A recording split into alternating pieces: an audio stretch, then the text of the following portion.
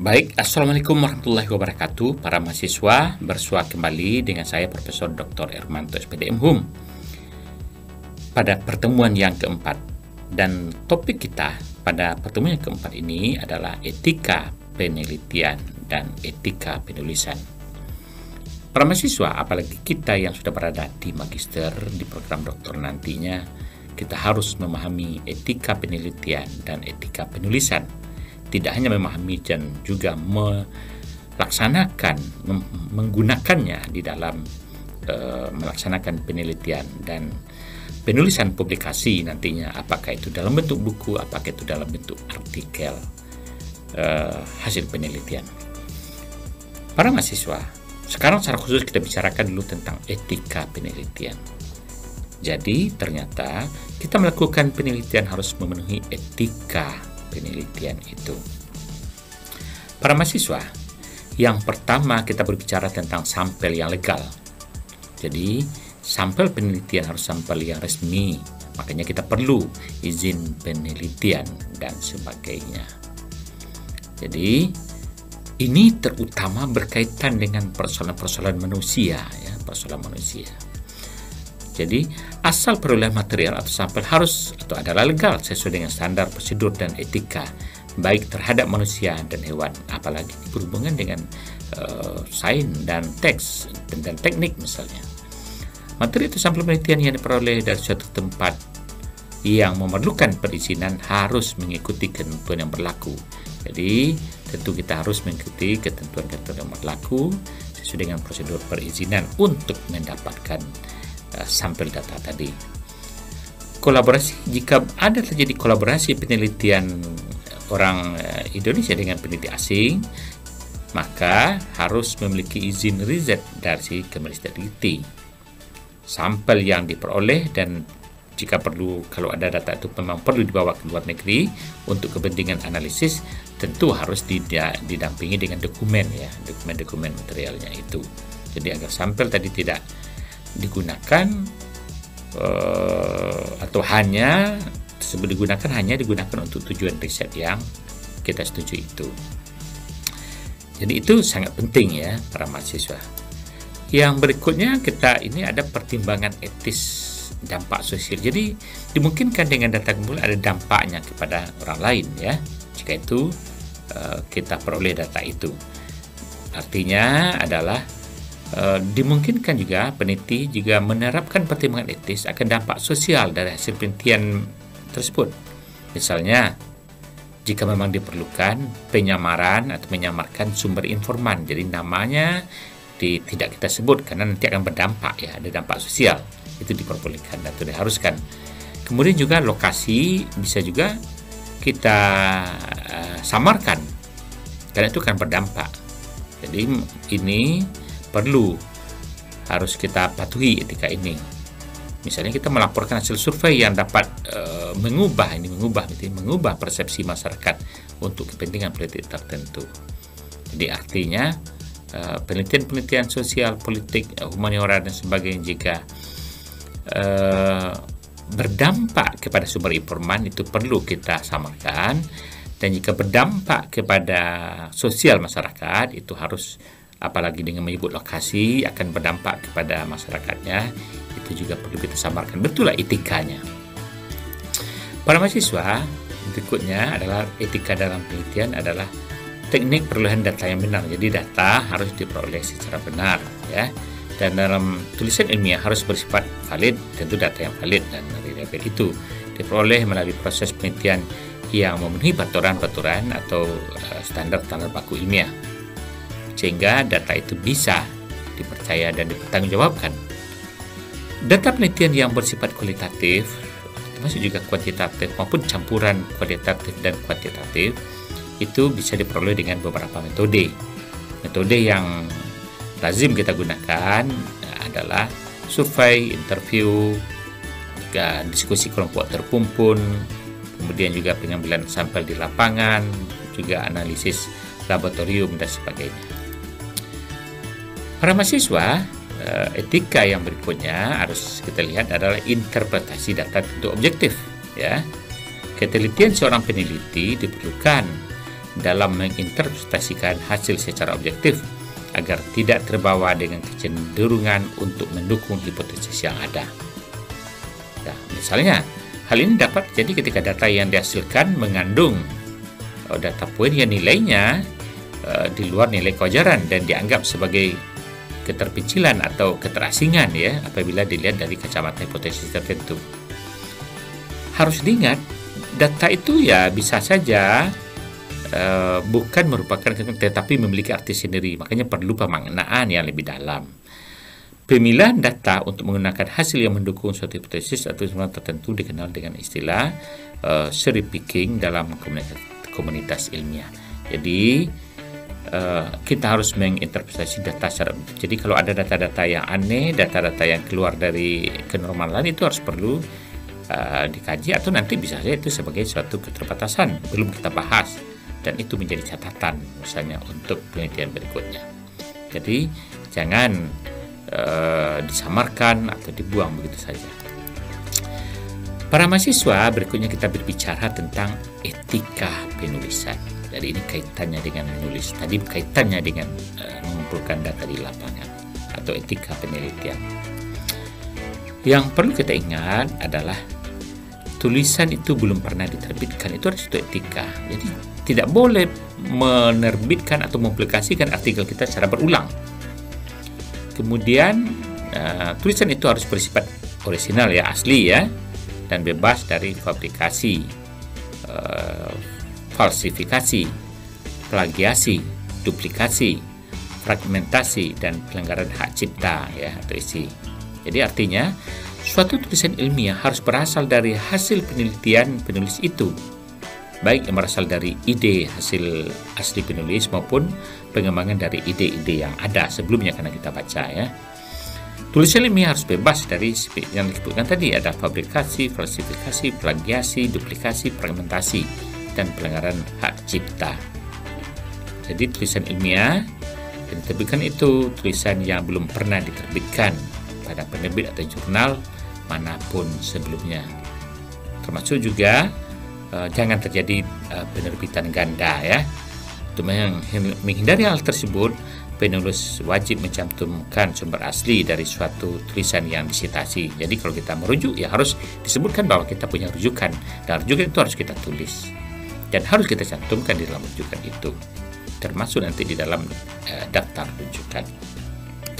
Para mahasiswa, istilah-istilah tadi kan kita jelaskan. Ada istilah fabrikasi. Ini adalah pemalsuan hasil penelitian dengan mengarang atau mencatat, mengumumkan hasil penelitian tanpa pembuktian telah melakukan proses penelitian. Jadi proses penelitian harus dilakukan walaupun nanti dibuatkan laporannya secara baik atau laporan penelitiannya secara terbatas untuk kepentingan kita sendiri. Yang jelas harus ada proses penelitiannya dan harus bisa dipertanggungjawabkan secara ilmiah. Dan kita punya bukti-bukti dokumen proses penelitian itu. Para mahasiswa, berikutnya adalah falsifikasi. Ini adalah pemalsuan data penelitian dengan manipulasi bahan penelitian, termasuk juga peralatan, proses, mengubah atau tidak mencantumkan data sehingga hasil penelitian tidak akurat. Nah, ini artinya pemalsuan data ya. Berikutnya adalah plagiasi. Ini adalah pencurian proses atau hasil dalam mengajukan usul penelitian dan melaksanakannya, menilainya dan melaporkan hasil penelitian sebagai milik sendiri, padahal itu adalah punya orang lain.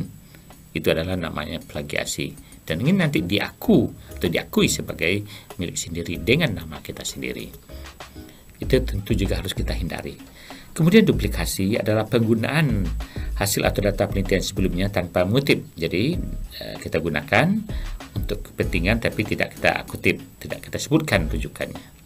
Termasuk juga fragmentasi. Ini adalah rekayasa memecah-mecah naskah dari satu kesatuan usul tanpa ada pembaharuan, tanpa ada penjelasan-penjelasan baru. Ini juga harus kita hindari. Baik, para mahasiswa, etika berikutnya adalah berkaitan dengan nama penulis yang berkontribusi. Dalam etikanya adalah kita harus memasukkan pihak-pihak yang berkontribusi sebagai penulis.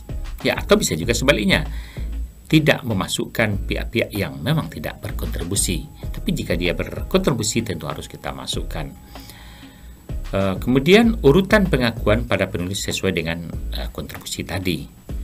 Ya, kalau dia utama tentu dia adalah sebagai penulis yang nomor pertama urutannya ya.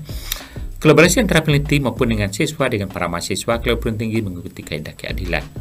Pihak-pihak yang telah berkontribusi secara substantif melakukan penelitian, berpartisipasi dalam membuat desain penelitian, termasuk juga analisis, dan dalam proses penulisan wajib dimasukkan sebagai penulis. Jadi agar menghindari praktek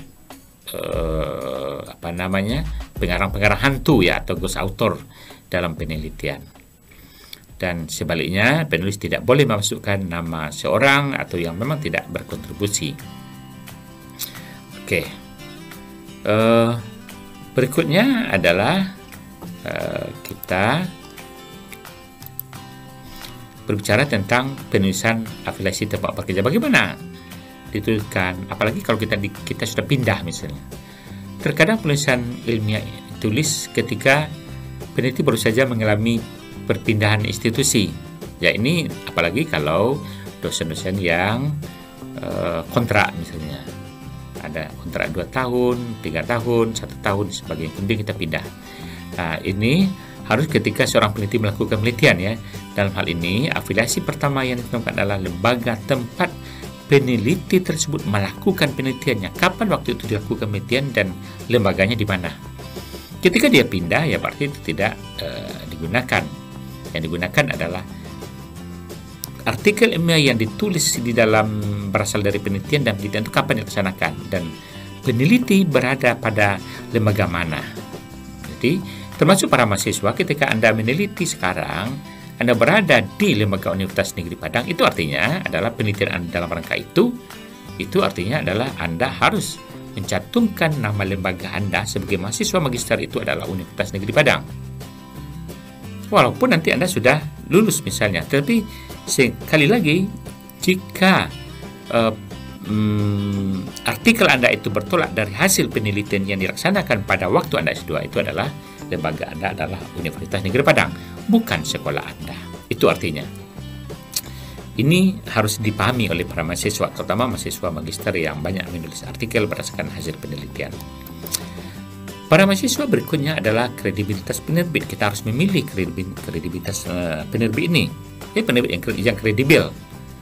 Ya, kalau di jurnal nasional utamakan yang sudah terakreditasi.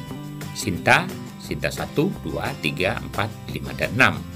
Atau terindeks internasional ya.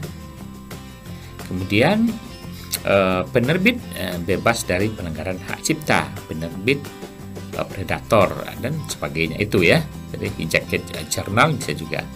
Jadi harus dihindari.